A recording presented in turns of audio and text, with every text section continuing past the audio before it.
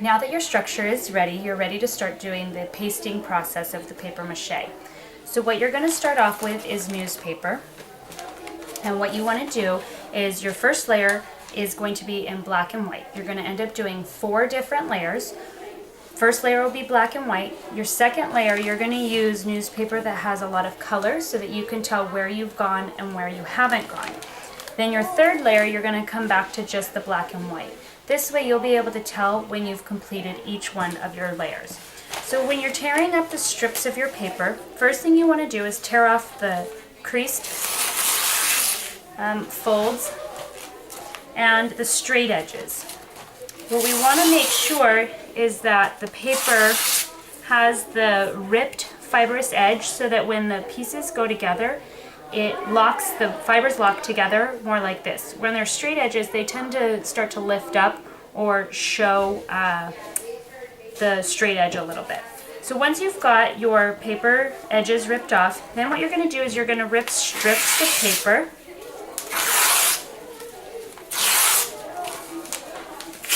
Like so. And then you're going to rip these edges down here. Even though they look like they're fibrous, they've been cut, so we don't want to use those. So I'm just going to rip those edges off and set them aside. And then I'm going to rip these into smaller strips of paper. Once I have my strips of paper, I'm ready to actually start pasting my project. So what I want to think about when I'm pasting my project is making sure that I cover the entire project, underneath the wings, bottom of the feet, underneath the body, underneath the beak, in between the eyes. Everywhere has to be completely covered so I don't see any of that armature. You're going to take your paste or your strips and you're going to dip it into the paste and you're going to wipe off all that excess paste so that it's completely covered but not sopping wet. And you are going to simply start layering the pasted strips right onto your project. Some areas are going to be easier than others, but the areas that are going to be more difficult are the ones that you really want to take your time on and make sure are done right. If you have a lot of paste on your hands, you can sometimes use that. You're going to overlap your pieces.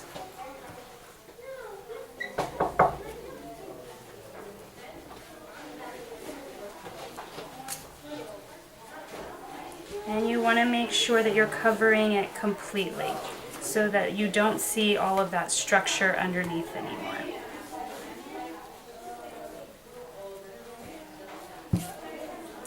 You want to try and make sure that the pieces are the right size so that there are no holes, folds, or wrinkles. So if you have a big, large piece and it seems like it has to fold quite a bit in order to layer, then the piece is probably too big and you're going to want to use a smaller piece. Your first layer, again, is going to be the hardest layer. But once you get that first layer done well, the rest of your layers will be much, much easier. So you're just going to continue to do all of your layers like so until you have covered your entire project. So for example, underneath here, you might have to have kind of an L shape so that it fills in that hole.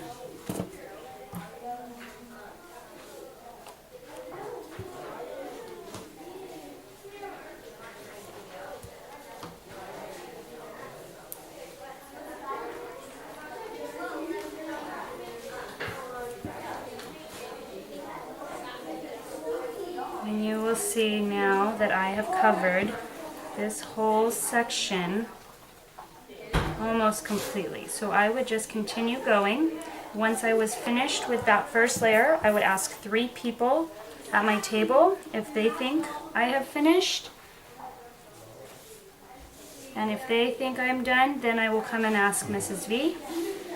And if I am approved, I will start my next layer with the color. Then you'll go back to black and white, and then your last layer will be with some newsprint that I give you. Okay, so again, you're just going to continue until the whole project is completely covered with that first layer. No holes, folds, or wrinkles.